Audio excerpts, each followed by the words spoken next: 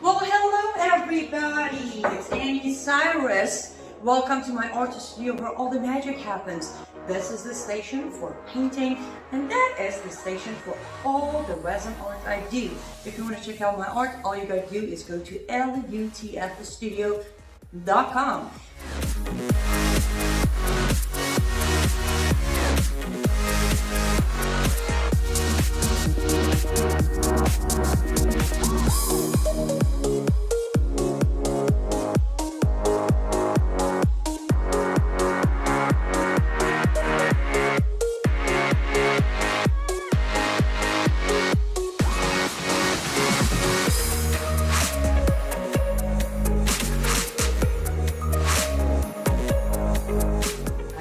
Finish this painting, but I'm sure, or at least I hope, I'll see you at lutfstudio.com.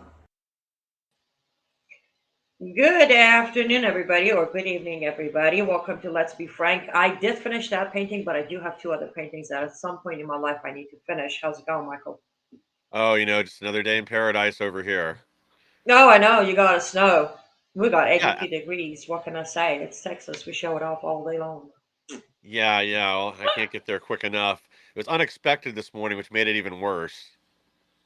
I know. That's kind of Midwest, isn't it? Like you kind of don't know. Your weatherman always rolls the dice. It's Yeah, okay. You'll get there. I'm gonna try as to brag a little less about how good the weather is, but considering we're about to bring our very special guest on, I can't guarantee if he's not gonna brag about the difference of weather over here versus there. I don't know. But with that being said, ladies and gentlemen, we have with us back by popular demand the man who you are all familiar with on all platforms of mine, and that is Will Johnson.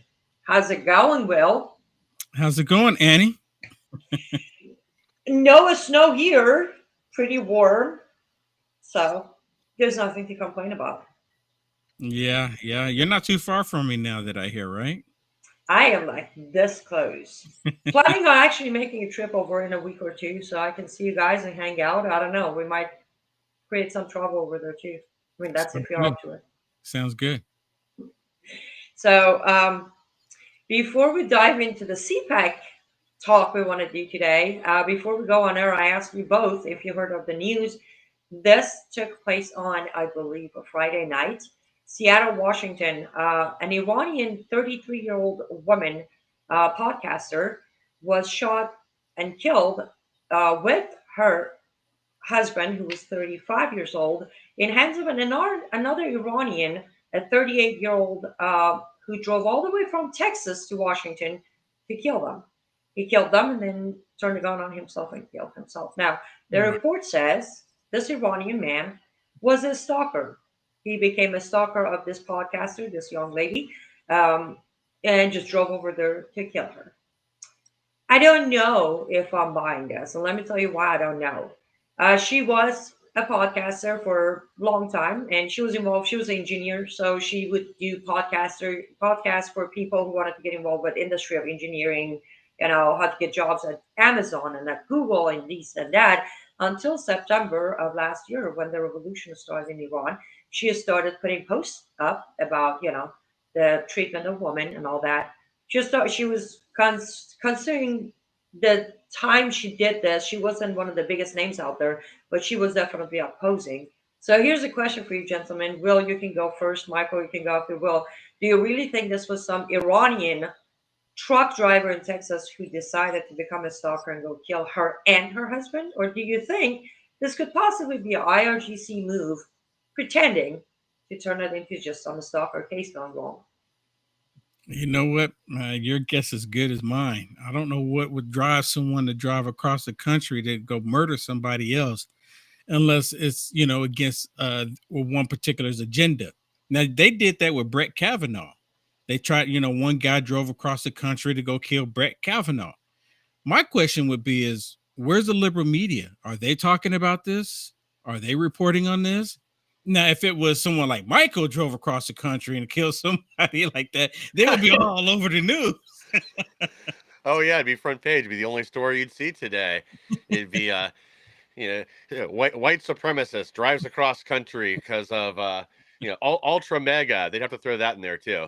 Yeah, yeah, Um, yeah. MAGA so I Republican. yeah. Oh, don't So forget the I, Christian in there. right. We got to throw that in too. Um, like it sounds very, very suspicious. Like my first question is there any evidence of this guy being a stalker leading up to this at all? Was he any evidence of him making threats or calls or anything? Or are they just calling him a stalker now after the fact because of, I don't know, a suicide note or something else? Well, here's the thing. The report says 10 days before the attack, this young woman reported that this man is making calls that are out of line, and she's starting to be concerned. And the police said they did issue a cease and desist order for him, but because of his job being a trucker, they couldn't locate him, so they couldn't hand it to him, something like that. Even though I'm pretty sure, even as a trucker, your company always has a GPS on you. They always know where you're passing, and they could have handed you that paper, or you could have received a call saying, "Hey, that's not sister disorder. I'm sorry. What is that other order they give? Oh, restraining order. Thank you, restraining order. They would have informed him. So it looks like, but that's the thing. He would start looking like a stalker. You know what I mean? So they did leave that trace of him being a stalker. Supposedly, he pops up on one of the chat rooms of hers, talks to her, and then suddenly becomes a stalker, and then decide to just drive all the way to Seattle from Texas and kill them, and then kill himself. Yeah. Well, that's what makes it to me, at least in my mind, even more curious. So if this was like a long-term thing that was going on, he had been harassing her for 6 months or whatever. Um, then I might buy that she's a stalker. It being such a short time frame, 10 days, or we'll say maybe 2 weeks, that sounds a lot more suspicious, at least in my book. For it to accelerate from mean, nasty phone calls and messages to murder in that short of a time span doesn't really add up. And she wasn't doing podcasts about any political things until what was started happening in Iran, correct? Correct. So, I mean, there's Well, there, there appears to be a motive there, right? There's a motive because here it is, another female woman speaking out and for other women, and apparently that's become a problem. Now, if you're a man dress up like a woman, then maybe the media will listen. I'm just saying. yeah, well, then it'd be the opposite story. It would be trans right activists, selflessly gives his life for, I don't even know what they would call it. They would come up with some way to spin it, and she would be the bad guy. Yeah, yeah. Or he. Well, well, it's Yeah. interesting you say that, Will, because I was so this didn't originally come to mind that this would have been my thing was there are two possible scenarios. He was really a stalker, which goes back to me always, especially to ladies out there, I always tell them, don't get excited, do not answer your private messages. A lot of people have been telling me like, oh, you're too good to answer your messages on Facebook. I'm like, no, I'm not too good. I just don't know when somebody's going to turn into a stalker. I have dealt with my own stalkers. I don't need extra ones.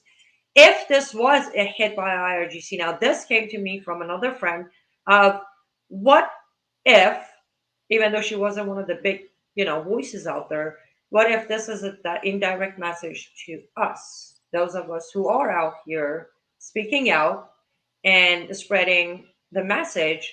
Most Americans wouldn't spot the message, but we do. We know the message you're sending to us, that we're going to just show up. Our people are going to show up at your door under any pretense and kill you. That's when it clicked. I'm like, whoa, wait. So I went under the digging, and here's where it gets interesting.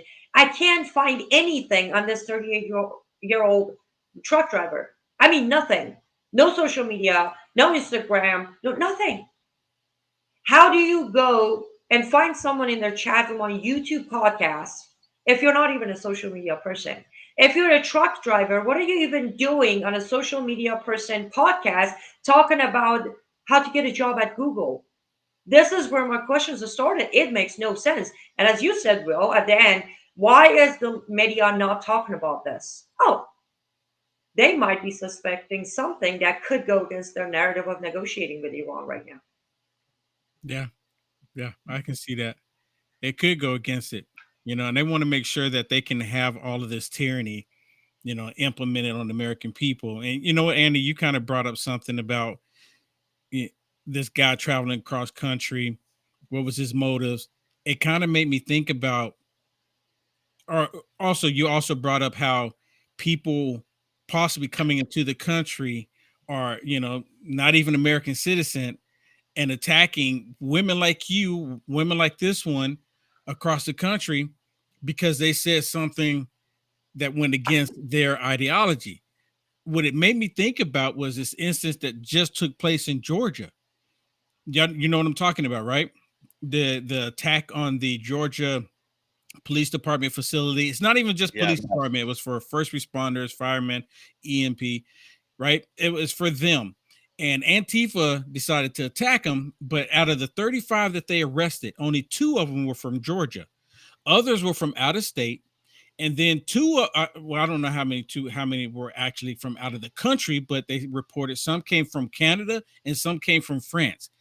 My point is that the federal government does not see that as a problem, because if they did, they would be investigating. The FBI should be all over it. The Biden regime should be talking about it, but they're silent about it. They came from outside the country. So what's to stop? My point is what's to stop people coming from Iran into the country and start attacking people here in America? Because the Biden regime is not going to do anything about it. They're going to look the other way, just like they did in Georgia. Yeah, exactly. And as you said, the problem grows where if the situation is reversed, double standard and hypocrisy, they would definitely make an example out of, well, anyone who was involved. Not that we do things like that. Yeah. Maybe we should. I Yeah. don't know. Should we? Well, yeah. I mean, I don't think violence is the last resort, but it's. I think you really highlighted something else, Will. Like again, like it's being downplayed what happened in at this police training or law enforcement training facility. And yeah, you're right. There was 2 people from out of the country. Only 2 of them actually resided in the state. So it's importing people in. And again, this is pretty common for Antifa, more like in Europe. A lot of times when they all show up at, say, Germany to try to like sabotage a car dealership or make some kind of statement, it's mostly, spoiled rich kids, trust fund kids that show up from other places because they have that disposable income and they can go sit in a forest and play, I don't know, Robin Hood or whatever they're doing for a couple months to try to prevent this facility from being built. But also, Annie, you're right too. Like with the way our border is right now, we already had Iran try to sneak a guy over in the trunk of a car just a few weeks ago, and we still don't have a straight story if that guy was actually on our watch list or not, do we? Well, we do have a straight story, which was he does not the name on his passport, but his face matches one of the names on the wanted list by FBI. We do have that, but immediately within less than 24 hours after this was released by Homeland Security, it was also removed. So we have the confirmation, but they deleted it from their website. The answer to your question, yes. Unbelievable.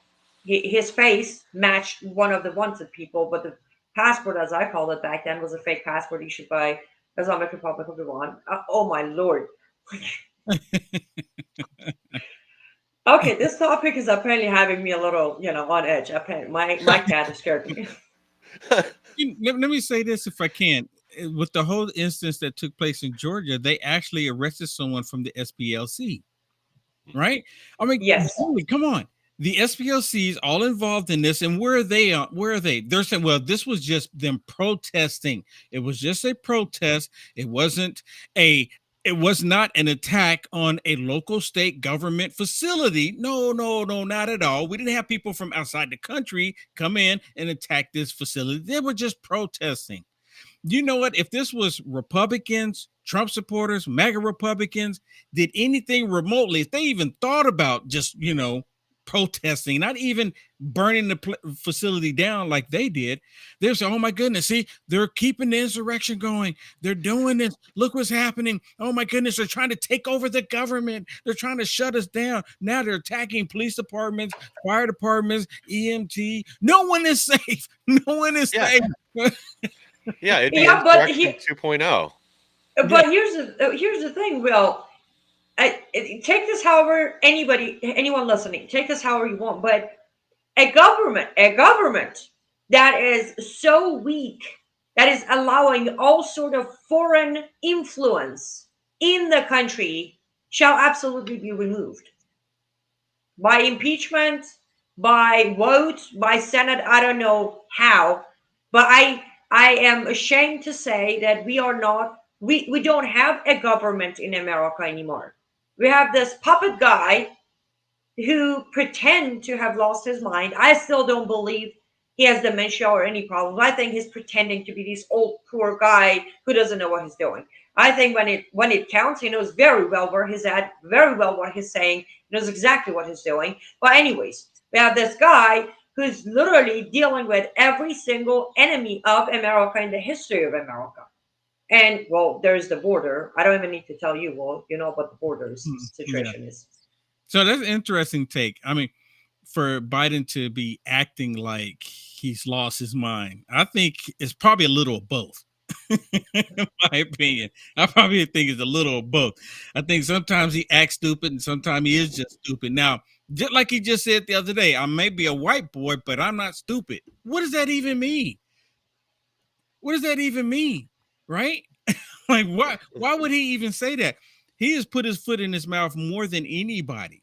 And I'm telling you, when he has those cue cards and he's looking at those cue cards, or he's reading the teleprompter and it says end of quote, and then he's just reading it verbatim, I think it's a little of both. I think he's acting and he is. Yeah, I, I I think Go ahead, I'd have Michael. to agree because it does also seem to like I don't know if you're familiar with what they call sundowners with a lot of older people where in the morning they tend to be kind of okay, at least cognizant enough, but then as it gets further and further in the day and they need their nap and their pudding pops, then they get worse and worse and they can't string a sentence together. And to me that kind of seems like where he is. Like I have to agree, like I don't think he's totally gone mentally, but there's definitely some brain worms going on. Yeah, but I think Andy might be onto something too, because remember these classified documents, they were all out there, and he had to act really stupid when it comes to that.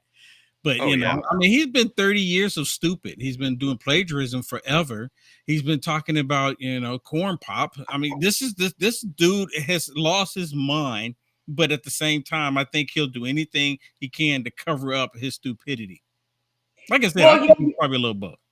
well, here's the thing.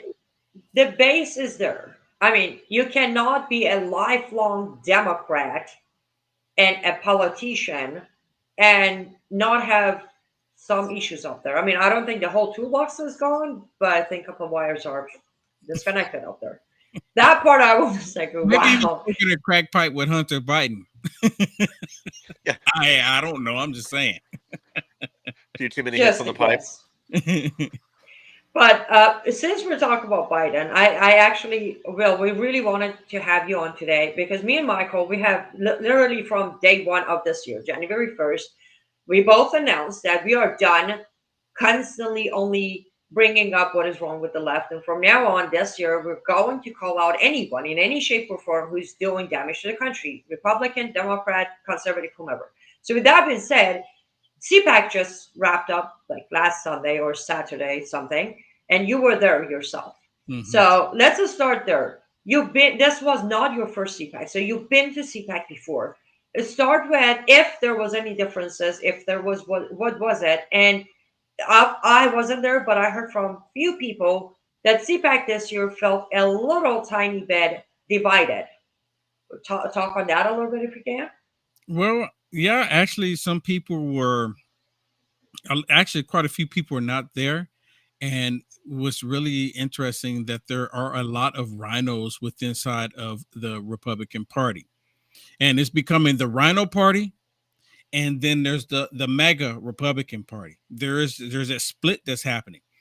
And those rhinos, consist of like Liz Cheney, Adam Kissinger. Can you imagine if they showed up to CPAC or anywhere where mega Republicans are there, Adam Kissinger, or even Mitch McConnell? I've never seen Mitch McConnell show up in any of these.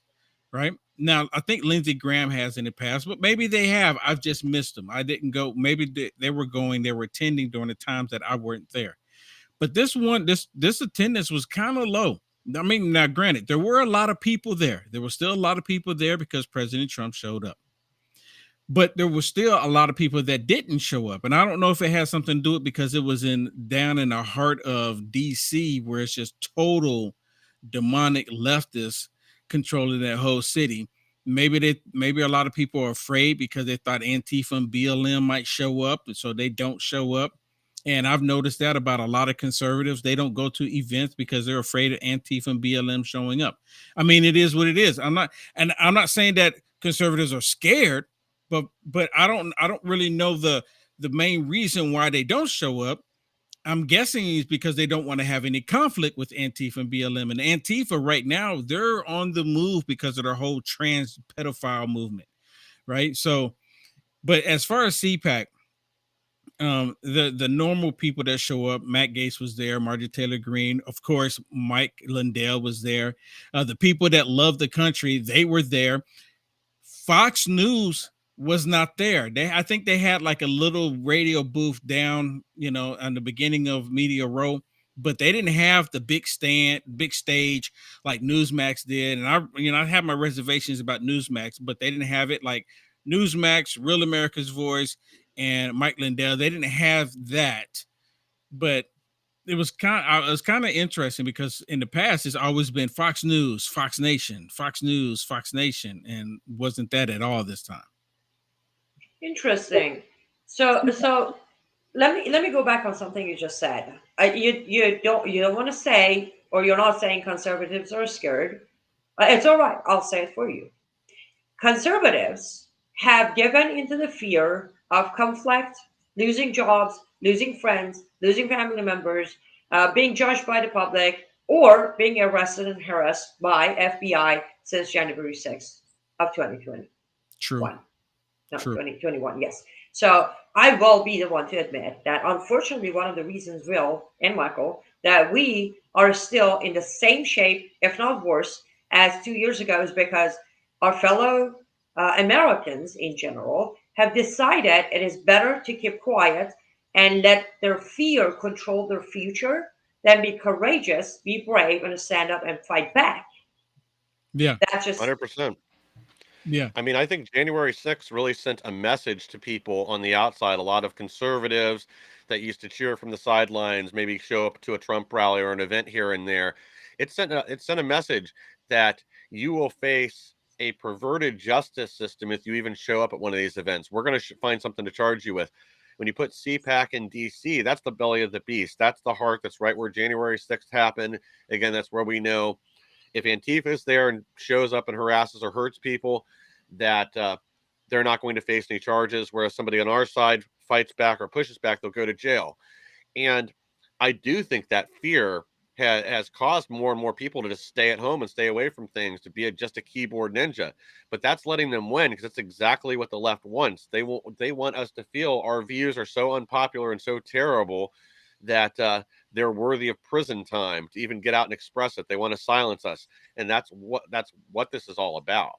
You know what? I think a lot of people didn't show up to DC. Another reason, not the only reason, but I think another reason why they didn't show up is because they're afraid to get on an airplane, show up in DC, and the Capitol Police is at the airport waiting on them to arrest them. Because look, they still have political prisoners for the January 6th when these people should be released immediately, especially after all of the videos that Tucker Carlson has been releasing. And we look at these videos and be like, okay, in the January 6th committee, of course, they didn't show any of those videos, right? They ignore all of that. But I think that's part of the reason why, because people are afraid of showing up and they'll probably get arrested. And me personally, I show up to DC because I was there on January 6th. I was there. I've never hid the fact that I was there.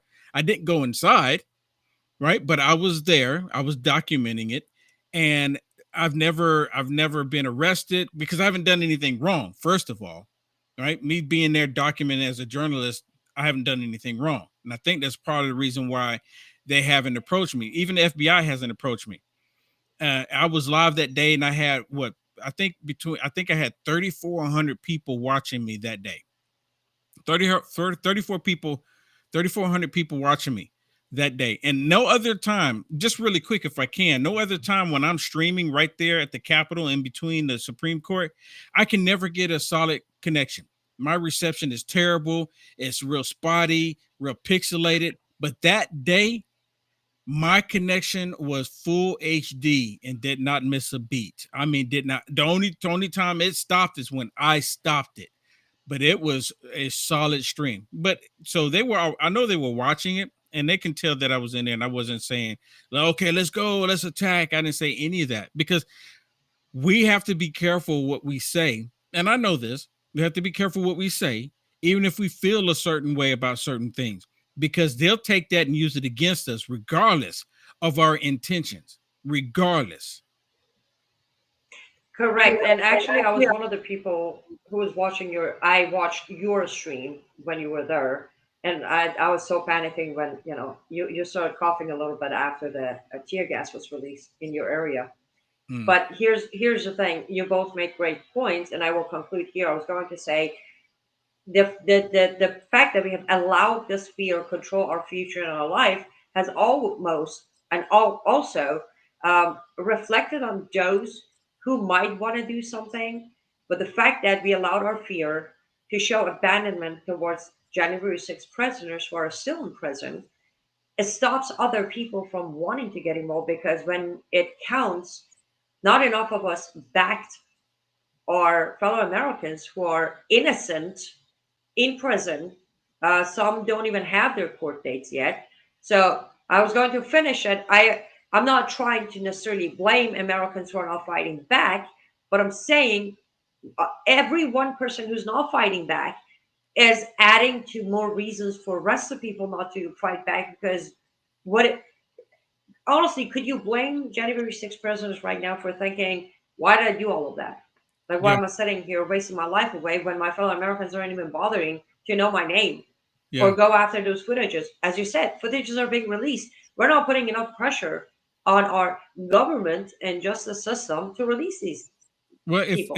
if I can just elaborate on what you just said about them putting, by them attacking the Americans to prevent them from doing something. That day, January the 6th, the people that were at the Capitol, they were exercising their constitutional rights. And they leave that out. And because they were exercising their constitutional rights, they want to set an example of them to tell the rest of the country, you cannot exercise the U.S. Constitution against us, the kings and queens, because we'll just lock you up, won't even give you a court date, will treat you like domestic terrorists, while they actually have Antifa and BLM terrorizing the entire country. They're doing this because they want to do away with the U.S. Constitution. This is blatantly them violating the U.S. Constitution. They do it with the big tech companies. They've done it on January 6th. They've done it with multiple other things, and they don't care. They don't care. And I've been saying this a while. There's really only one way to fix all of this. There's only one way to fix all of this. Yeah, We're just gonna leave the rest to our audience's imagination. Go ahead, Michael.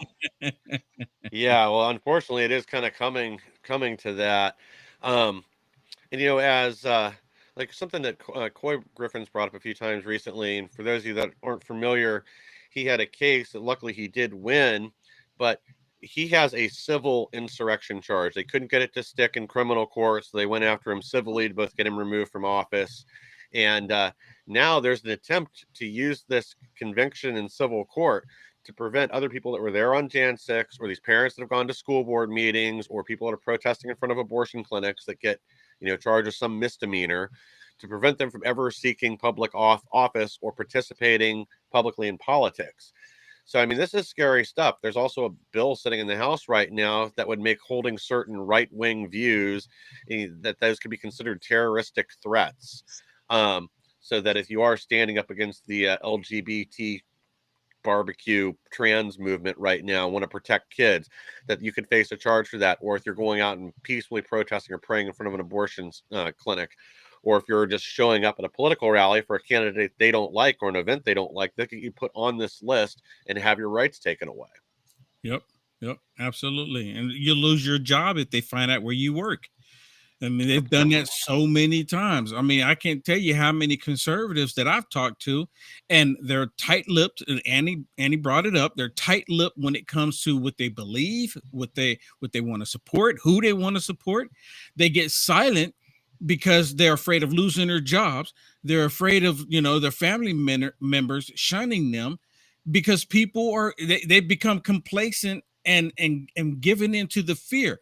That's why I stopped doing rallies.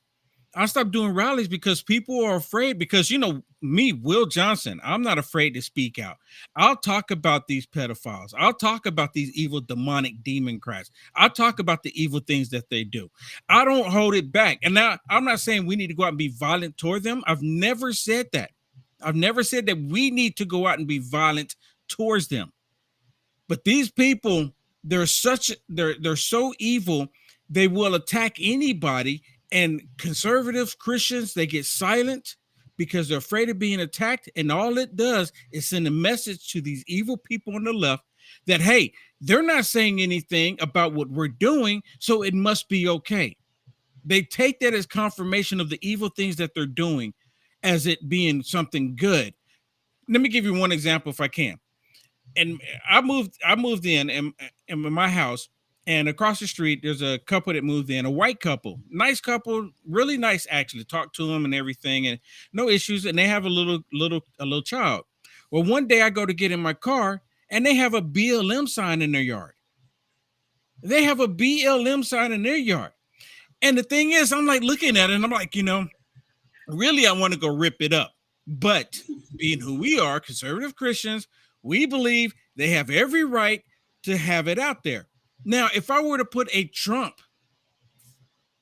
poster in my yard, Trump 2024, American flag, my house is subject to get violated because they don't agree. You see the difference? And they speak out and say something, so it's wrong for me to have it, but because I don't say something to them, it's okay for them to have it. Yeah, well, the left plays to win, and we barely even get in the game. To kind of go back to what you said, Annie, because I do think this is really, really important, is January 6th really sent the message to all these brave patriots that are still sitting in jail, and everybody else that was there or has pending charges or is afraid they're going to get charges, since the DOJ said they want another 1,000 arrests this year and another 1,000 arrests next year. It sent the message that we're not going to be there to support them when they need us. Because a lot of these guys sitting in jail, they don't need much, but they do need, legal help with commissary, that kind of stuff. And to take this back to what you said, Will, about Antifa. I mean, it took less than 24 hours for Stacey Abrams, serial election denier Stacey Abrams and her organization to go out there and put out statements supporting these Antifa rioters that literally attacked a government building. And that's okay. Their side bands together and will support their fighters, their patriots, or their not patriots, their rioters. They'll support the people in their party. They're actually taking action. Comrades is the They're word. comrades. They're brothers in arms. Yeah, they're commies. Yeah, but they'll actually support them financially. They'll get their message out. They'll do whatever. Whereas our side backs down and doesn't do anything. We leave the people hung out to dry. Yep, 100%. That's true.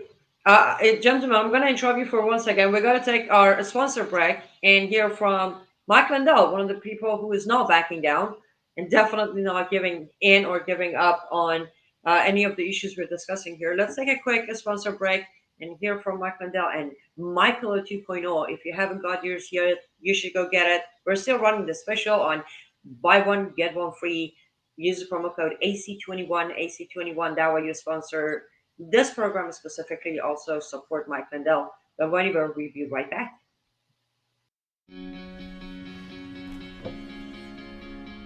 Looks like you've been sleeping well. Megan, he's back. The My Pillow guy. And you're looking good. Still feeling good. Well, just when you thought it couldn't get any better, we've got the best pillow ever, My Pillow 2.0. Wow, it's so soft and smooth. It's cool to the touch. How did you do that? Well, we took My Pillow's patented fill and combined it with this new technology that we didn't have back then when I invented My Pillow to bring you the best pillow in history, My Pillow 2.0. Just like all of you, I never imagined that my pillow could get any better. That's why I haven't changed it in nearly 20 years. Then I heard about a revolutionary new technology, and I knew I had to bring it to you all. My Pillow 2.0 is truly the next generation of My Pillow. The My Pillow 2.0 is cooler and softer than the last My Pillow. It is so comfortable to sleep on at night. I look forward to going to bed, and I wake up well rested in the morning. Sleep is all about temperature and height. My Pillow 2.0's patented adjustable fill is going to give you the exact individual support you need from your head to your bed. And now here's where it gets even better.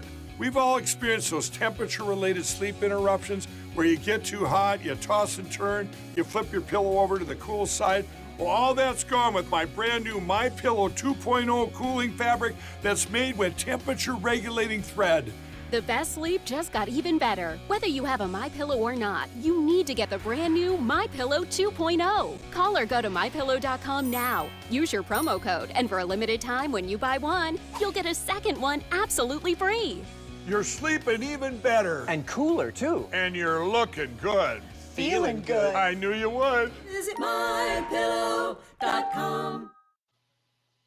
Welcome back to Let's Be Frank. Thank you so much for staying with us until now. Go to mystore.com or mypillow.com. Use the promo code AC21. AC is any silence, AC21. And that way you can support Mike Mandel, all our programming here, and Frank's speech. Also, my website, liveup2freedom.com, is where you can get access to my art, donation, sign-ups, locals, all that.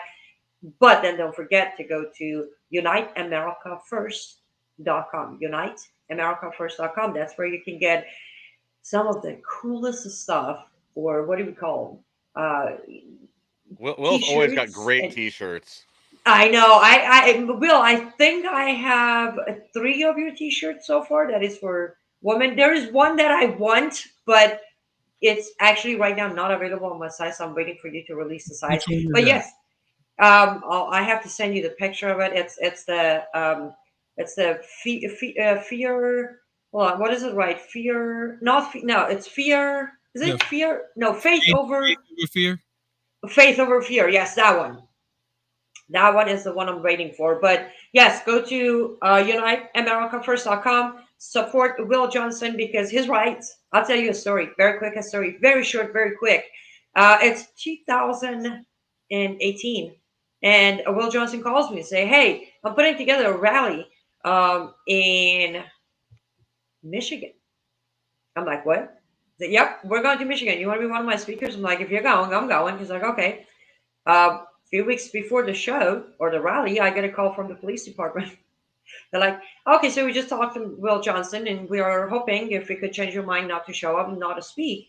And Will Johnson told us that if she's going, she's going. If she's not going, she's not going. Don't talk to me, talk to her.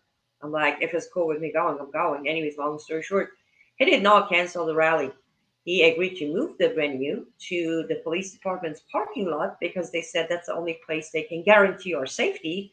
And if I remember correctly, Will, they had like 2 snipers on the roof and a bunch of police around because that's how peaceful the opposition was that day. Yeah. But he still went forward with it. And we showed up. We did what we did. We went home. So yes, Will Johnson will not back down. It's pretty cool. Go to his website and support him. Guys, I want to take us back to CPAC because I do have a question that I have it. Some of our audience are putting in that question. Will Johnson, rumor has it there are talks, there are somewhat confirmations, there's somehow some money of Soros have found its way to CPAC. What do you know about it? George Soros? Yes. Would not surprise me, actually. Would not surprise me. Think about it. It's to George Soros' best interest to have the Republican Party divided. I mean, he's divided and conquers countries. There's some nations that he can't even return to because of what he's done. So it wouldn't surprise me at all. As far as the depth of it, I don't know because, of course, I'm not getting any George Soros money. And if I did, he would be mad at me because I will take George Soros money and I'm going to spend it against the left. I'm going to hurt the left. I'm going to expose the left. So, George, send me the check. I am so glad you said that because that's what. So when I heard, I got a couple of articles and links from people like, oh, CPAC is infiltrated. I'm like, so wait, what if? I'm not saying this is absolute fact. I'm saying there are two sides to the story, sometimes three, four, five, but there's at least two. What if the person who did accept Soros' money is not infiltrating CPAC or, working for Soros? What if they're taking the money to use this money to actually work against the left? I'm so glad you said that, because when I said that, they're like, Soros wouldn't give money to someone who's not going to work for him. I'm like, maybe somebody was smart enough to play the right role at the right time and get the right money. I don't know. And let me say this, because there's this whole conflict right now between President Trump and Ron DeSantis. Oh, Everyone has been talking about this, but let me say this. That could very well be the same scenario. Ron DeSantis could be taking the money from all of these establishments, right? And then flipping them, because look, no one can disagree with what Ron DeSantis has been doing in the state of Florida when it comes to the wokeism. I mean, no one is going to disagree, except for those that are on the left. They believe that if you're an adult, you should be able to have sexual relations with a child, or if you have child pornography in a book, you should be able to put those on the bookshelves in the schools. That's what the left believes. But Ron DeSantis has been completely against it. He could very well be doing that. I'm hoping that is the case. I'm hoping that is the case, but that is it still remains to be seen. And also, he still hasn't said that he's running for 2024. He still hasn't said it. Everyone keeps saying, "Oh, he's going to do it. He's going to do it." He hasn't said it, so maybe he will, maybe he won't. So I think with them pushing all this money into the Republican Party, I think this is just the same thing that they did during the 2022 election. Because you remember, the Democrats were throwing all kind of money into MAGA Republicans because they were thinking that if we have them elevate, then the Republican Party will reject them, because Mitch McConnell did. That's the very reason right now why the Senate is not controlled by the Republicans, because Mitch McConnell refused to spend money where he should have to help promote the Republican Party. He rather stayed a minority leader in the Senate than give up all of his power, period. Yeah. Well, I think that was a lot of what happened in the last election. It was literally sabotage from the RNC and from the Republican Leadership Conference and um, other groups within both the Senate fund and the House fund. That, I mean, the example I keep using over and over again is Alaska. They gave $9 million to Lisa Murkowski when they could have funded other races. It was a race between two Republicans, but they just flushed $9 million down the toilet instead of putting the money where it should have gone to help a conservative win. But with the Soros, Exactly. like Soros did give some money to CPAC when they were in Orlando. But I always kind of wonder too, like, is that also like an effort to kind of sabotage or discredit them? no. If This one is for this CPAC. This is a new funding that happened right in the DC CPAC, the one that was okay, last so week. yeah, The I guess second the same time, thing would. basically. So the same thing would still hold true. Is that a way to kind of create a conspiracy and discredit it? Like, oh, they took money from Soros. It doesn't mean they did anything, that there were strings attached. Or did it come directly from him or through one of his little front organizations? So I guess I would want more information before I got too mad at Matt Schlapp for taking money from Soros. Because again, if you're just going to take it and do what you want with it, hey, he can fund his own demise. But I think there's never taken money from the devil and there's no strings attached. Yeah. Amen. There's some strings attached if he's actually funding, some of the establishment at CPAC. Because, when I did CPAC in Florida, Matt Gaetz himself even said that CPAC is an establishment organization. It's for the establishment to come together and talk about things. But it's changing because a lot of people are still supporting President Trump. That's the very reason why they still invite President Trump, because they know it hasn't changed. You have Paul Ryan. No, is it Paul Ryan? Or Rand? No, yeah, Paul Ryan. Paul Ryan. Yeah, Paul Ryan, that weasel, saying that, he's not going to support the Republican Party if it's President Trump, if he's a nominee. And I'm like, well, won't you leave now? Shut up and leave now. Liz Cheney, Adam Kissinger, Mitt Romney, Mitch McConnell, and sometimes Lindsey Graham, because he's a flip-flopper, right? The whole lot of them. Dan Crenshaw, A lot of people think Dan Crenshaw, stand-up guy, he's a weasel as well. And he tried to come out like he's talking about the border. But anyways, them pouring money into CPAC and it could be what Michael's saying to, try to put a stain on CPAC. But I don't think people are going to really pay attention to who's pouring money into CPAC. They'll pay attention to the speakers and what they have to say. And as long as it's not lining up with this tyrannical left agenda, I think people won't even care that, he poured money into it. Yes, I agree. But here's my problem, Will. How do I say this? I'm just going to say it, Amy Cyrus's slide. We have become the people who will override a lot of good with one bad. The moment we feel like one split second of a movement has gone against what we like. And I'll use what you just said. I have covered this DeSantis Trump division going on a few days back to back on my program. And my complaint, I'm not a DeSantis girl. I'm not. At the moment, I'm neither a Trump girl either. At the moment, I'm just waiting to see who's going to actually prove themselves to be the right person. But I have had people right here on all of these pages of my platform saying DeSantis this and that, Trump this and that, DeSantis this and that. DeSantis is more than bad, Trump is more than good. I bring up the things Trump has done that I still like to have answers for from a few months ago to today. And then I bring up the good things that DeSantis has done. But DeSantis has gone into the blacklist by majority of Trump supporters. Why? Because he could possibly somehow be a threat toward President Trump when it comes to the race. Now, same thing can happen with CPAC. Same thing can happen with any other establishment, any other backing we have. Why? Because we have got stuck in the system of following a person rather than following our own constitution.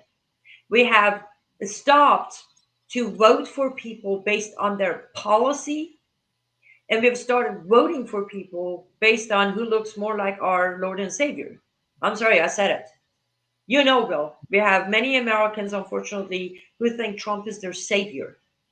They are involved. I don't even call them Trump supporter. I call them Trumpsters because to them, Trump can do no wrong.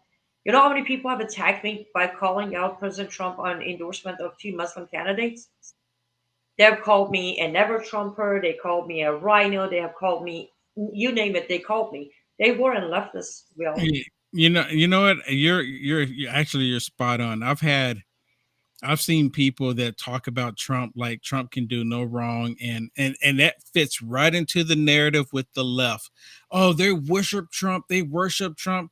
There's some people that that do worship Trump. I'm not going to sugarcoat it and say that they don't. But at the same time, there was a lot of people that worship Obama, but they don't want to talk about that. They always ignore that. But since we're here now and we're talking about Trump and we're talking about the 2024, I will say this. I want Trump to return in 2024. I want him to return and finish what he started, because a lot of people people can hate Trump all that they want, but a lot of people woke up because President Trump started saying stuff that no one was ever hearing, talking about the media, how corrupt they are, talking about the swamp, talking about the federal government. He's the man at the top, and he's talking about how corrupt they are. He did this to us. Now I want him to come and finish it. He started it. He didn't go along with the establishment, and they know he didn't go along with the establishment. That's the reason why they had to remove him.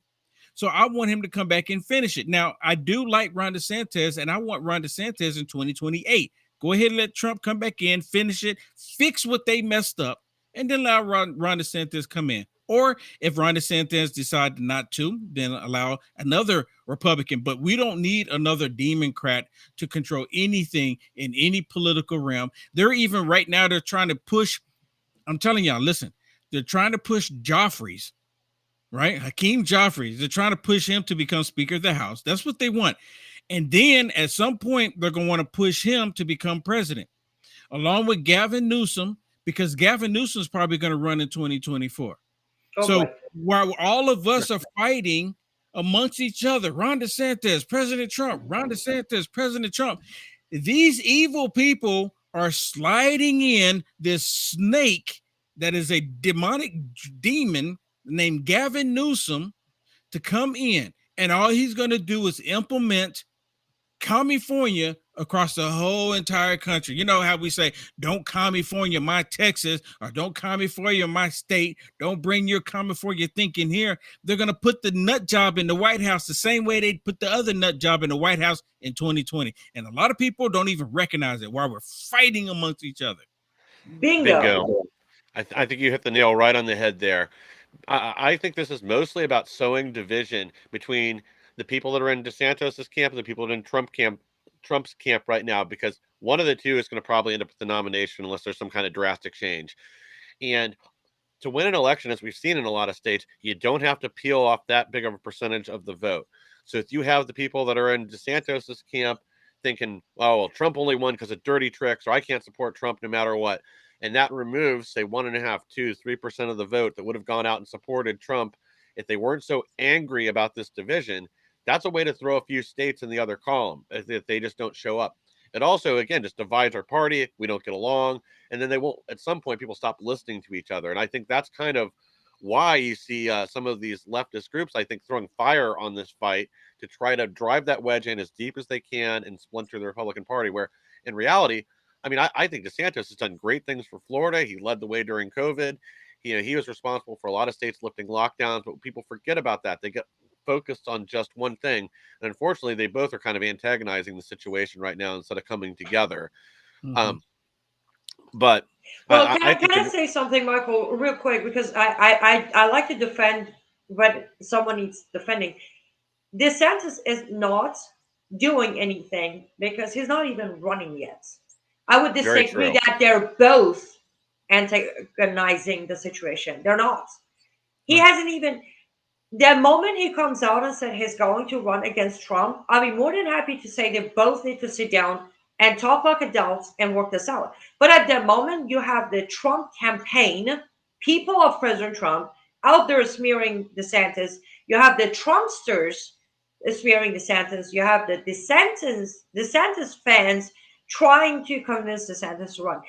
DeSantis himself on his own has played no role in this inner fight or division or distraction. You know, Just wanted to put this out there. I think you know what would clear up a lot of it with Ron DeSantis is if he would stop having Jed Bush go out there speaking for him. That's the problem. Jed Bush is speaking for Ron DeSantis, and I'm thinking to myself, now Ron DeSantis is a highly intelligent guy. He's already proven that. Why in the world is he not telling Jed Bush to shut up? Don't talk for me. Because Jed Bush is 100% the establishment. That right there alone has me thinking and questioning Ron DeSantis. Now, again, I like Ron DeSantis for the stuff he's doing, but my goodness. And I'm hoping, like I mentioned earlier, maybe he's just, using Jed Bush and using them to get the funding, to get the money to come in, and then he'll cut them all loose. That would be phenomenal, in my opinion, right? That would be great. But again, he needs to, if that's not the case, he needs to distance himself from Jed Bush. Right. Can I ask you something? So, Will, remember on your way to CPAC, you sent me an audio file. Mm-hmm. So let's tell our audience quickly. I got a text from Will Johnson. It has an audio file. I started listening. It's Afghan language speaking people, two people, a guest and a host. I reached out to him via text. I'm like, where are you? Can you talk? In my head, I'm like, wherever you are, get out. He called me. He's like, what's going on? I'm like, where are you? He's like, oh, I was in a cab. And the cab driver is listening to this podcast. I'm like, okay, you're safe. The discussion, we can go into more details in another program or something, but basically it's two Afghans talking about what they think is coming, and the host is asking the guest, are you okay? Would you welcome the idea of Biden administration acknowledging and legitimizing Taliban as the government of Afghanistan and accept an ambassador for them in America? That was the translation I gave you, Bo, right? Right. And I said, I'm going to look into it further. And guess what I did? And as of right now, Taliban is on a terrorist list in the United States of America. However, it is the Pakistani Taliban. The Afghan Taliban has been removed from the terrorist list. And we are negotiating to accept an ambassador from them. Will, Yeah, would you say that's terrifying? it's disgusting. And after talking to you about it, I actually saw another report where they're funding these terrorists. The Biden regime is funding them. And I'm like, this Yes. is crazy. And I said, this is exactly what Andy and I was talking about, but no one in the media is talking about it. You don't even hear conservative media outlets talking about it. Why? Because they're trying to keep it under wraps as much as possible. And they bring all this other stuff up to distract everybody from paying attention to what they're doing, and they're arming the terrorist group. They're arming them. The United States of America is arming them. Yes. But the reason I brought this up, even though we're at the end of our program, is I want to say this. And again, I want to be very clear. I have, I am, neither DeSantis or Trump have my vote as of right now. So this isn't about me promoting DeSantis. But I know how you said he needs to distance himself from Bush, right? Jeb Bush. I put on my program and Brown House a document released that mentions on February of 2020, under Trump administration, United States of America has made an agreement on a letter with Taliban that in the future, from that February of 2020 until the end of times, United States of America shall never attack Taliban in Afghanistan or the opposition. To this day, President Trump has not come out to explain that. Was he aware of this? Was he not aware of this? If he was aware of it, why would he make this deal? If he wasn't aware of it, how do I trust a president that this kind of agreement is made under his administration?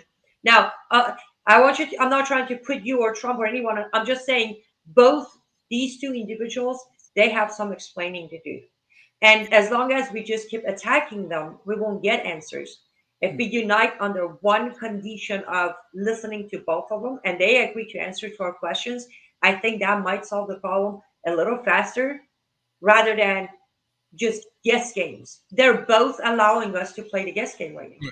If I can really quick Of course. to go along with that, I know what you're referring to, because President Trump, before we pulled out of Afghanistan, President Trump was trying to broker deal. He did it with Kim Jong-un. He did it with other nations that hated America. That's what he was trying to do. And I think that's what you're getting at. And people wonder why he didn't say anything about it, but that's what he was doing. He was negotiating and talking to countries that hated us. They respected us. He was the first president ever in the United States of America that walked over into North Korea. Mhm. North Korea, now look at her acting like tyrants all over again. But that's what he was referring to.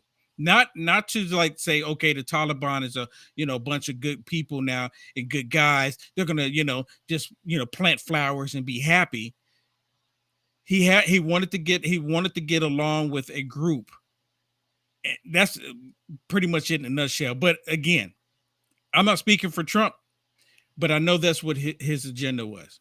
And I completely agree with that. But I think when Obama made a deal with Islamic Republic of Iran, we blew a gasket, rightfully so.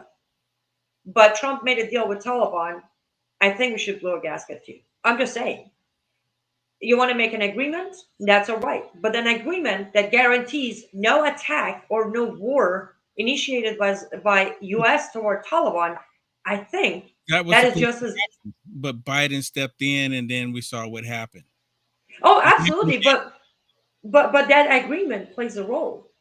Right now, Biden administration is rightfully blaming Trump administration for not being able to contain that airport and safely removing because we weren't allowed to attack back. We weren't allowed to fire back. That's not Trump's fault, because he had it under control. Trump administration. The border, just like our southern border, it was under control. I know, but the agreement, I think you're missing out. Trump administration signed an agreement with the Taliban. But they wouldn't do what they're doing now, but they're doing it because they can care less. Because Joe Biden's not going to do anything. No, I understand that, but Trump wasn't. But Trump wasn't going to stay in that office for ever. He had no right to guarantee such thing in the future to a terrorist group. That's my point. It's not China, or it's not.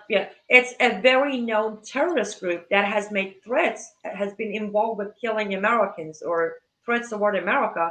And again, I'm not saying one way or another. I'm just saying I think as much as we're asking DeSantis to do certain things, it would only be fair to ask Trump to do the same. Trump needs to take back the attack on pro-lifers, blaming them on midterms.